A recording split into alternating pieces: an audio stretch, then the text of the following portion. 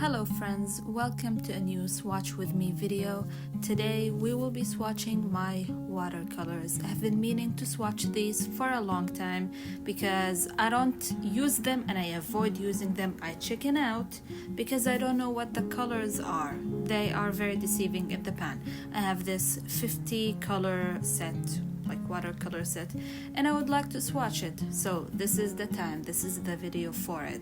First of all, I need to prep my notebook because I ran out of paper inserts. So I took one of the pages out of the notebook and brought some pieces of paper that I salvaged after my decluttering week a few weeks ago, I guess, of black paper, gray paper, tan paper, and white paper from my preferred sketchbooks.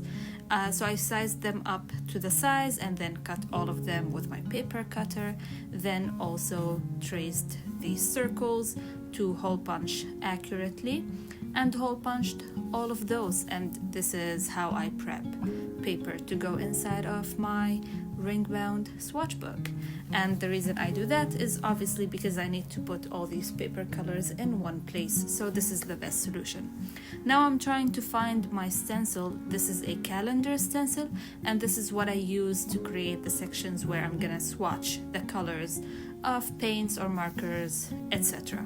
So I took a piece of paper of each paper color, and I will be first tracing a line where the set name or item name would go, and then underneath that I will trace enough squares to fill in or swatch the entire paint set. And as I said, I had 50, and I didn't really know how I was going to get 50 to fit on this page because it's really narrow, like width wise. So I decided to do 5 columns, 10 rows, and then just swatch it vertically, if you will. So that is the best that I could come up with when it came time to filming. But apparently I swatched this set before, I think on cream paper, and I did a really cool arrangement of the squares that filled up the page, so it's not just a weird square in the middle. And I preferred that one, but I didn't see it until I was putting the swatches back inside of the notebook. Usually I will put them and swatch them while the paper is inside the rings, but this time I kept the pages out on my desk because I wanted to do 2 colors at a time. So here's me just tracing 50 circles 5 times because I didn't know I swatched these before on cream paper, so I did them again, and that's 5 paper colors just for reference. So once I was done tracing 50 squares on 5 different paper colors, or maybe 4 depending on what I show you in the clip, but just know that I did do the cream paper, I had 5 pages that needed also to be labeled. So I used one of my brush pens to letter solid watercolors at the top of each page. So used that brush pen for the white, cream, tan, and gray paper, and then I used a gel pen from Lango to do the lettering and also the squares on the black paper. A lot of prep to go through, but now that we are ready, I'm gonna start with the white paper and the tan paper, and I'll be swatching them together. So I arranged my watercolor set vertically so that I remember that I need to do it vertically, not horizontally. And then I started with the colors and a clean brush. So I would do one color on the cream paper, the tan paper, swatch it also on the white paper, and then clean my brush and do it all over again for all of the other colors. So I think I'm gonna leave you with this part. Maybe I'll add commentary on some of the colors and the color arrangement, but for the most part, this is what we are doing today.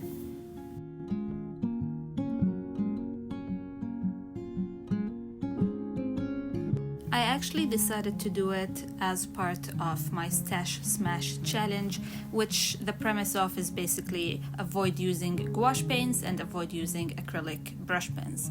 So I had this set since I think 2024, and I've used it maybe twice, and I would like to use it more, but every time I think about using watercolors for an art piece or an illustration, I get freaked out. I get scared. I panic because I feel like it's not gonna look good because I have less control when using watercolors, and so I chicken out and go with another medium. And I think part of that is not knowing what colors I have, because watercolors, solid ones, are very deceiving. Some of these colors just simply don't look very similar to what they are in the pan, I guess. And yeah, I thought this would be very helpful. And I knew I wanted to do a watercolor or I wanted to do a setup with watercolors soon. So this was, due to happen. So I'm really happy with the color selection. We have a variation of reds to yellows, a good selection of greens, some great variation in the blues, some cyan, turquoise, Tiffany blues, dark blues, purpley blues. We have some purples, some pinks and skin tones, 2 grays, some really nice browns and mustardy colors. My only thing is the color arrangement in the palette simply don't make sense, because you think it's going rainbow, it's not, and you think it's going light to dark, it's not. So I really don't understand the logic behind the arrangement, but when do they have logic? When this is a set that I bought from Shein. So that's on me. But I wasn't about to spend a lot of money on a medium that I'm not guaranteed to use, Gouache I'm willing to spend on. I have 3 sets, actually 2 after I decluttered all the dried tubes. But watercolor, I only have this, and I would like to use it more. It looks fun. So actually, one fun idea, which I gave it to my sister-in-law. I bought her an empty wooden palette and liquid watercolors, so she can, if she would like, mix her own colors but also create her own solid watercolors, basically, because once they dry you can use them as solid, which I didn't know before. But yeah, after I was done with the white and the tan paper, I moved on to the gray and the black paper, and these watercolors did not perform well on black paper. I didn't think they would be this bad. You can get them to work, and the purpose of these swatches is to get a sense of what the colors are, but they are just a little splotchy and uneven. But I know what colors I have and how they look on the black paper, which is the entire purpose.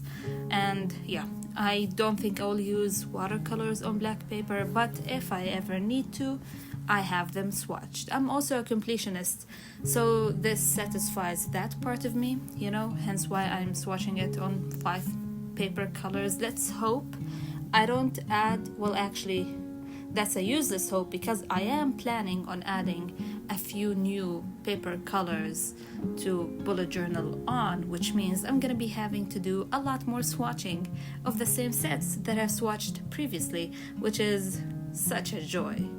I also decided to do this because as part of my February bingo, I had Swatch a pen set in your Swatch book. As part of the bingo items, I always include this because I am bound to swatch something, either officially, very beautifully put together to put inside my Swatch book, or just randomly because I want to do something colorful and creative, but also I have nothing in mind and I have no energy and I want to let out my creative energy. I just said I didn't have any. Anyway, just swatch on a random piece of paper. So that was an easy item and I can cross it off. And I thought I would record it because, again, I'm planning to use this set very soon and it's a fun video to watch, I guess. You can let me know. Would you like me to do more of this? Would you like me to do a couple sets on one paper color or a single set on all of the paper colors? You let me know. Also let me know which paper color interests you the most, because I don't see a lot of journalers use gray paper, for example, but Would you try one of these paper colors for like a full year or even half a year? I definitely would. I'm itching to go back to gray. I'm so interested. I have so many ideas, but at the same time, I would like to experiment some more.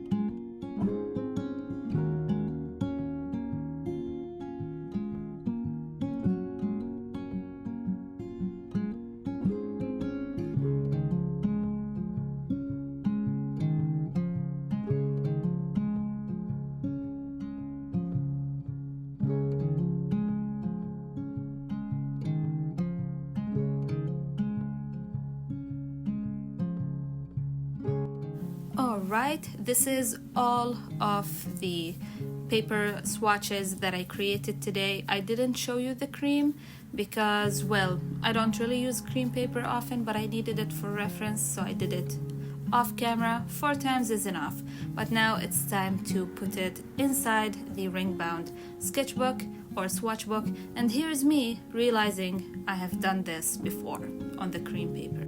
This is very ironic because I didn't know that I had these done on cream paper, and I like this arrangement. It does 5-5, but yeah, just gonna put it right on top because why not? And such a nice arrangement too, you know. Imagine what I mean? if I find it more looks of very these. nice. I looked, you know. Imagine if I find more of these. I looked for solid watercolor swatches in each paper color. So there is no particular rhyme or reason as to where I am putting these swatches. I'm putting them, I think, at the beginning or the end of a paper color.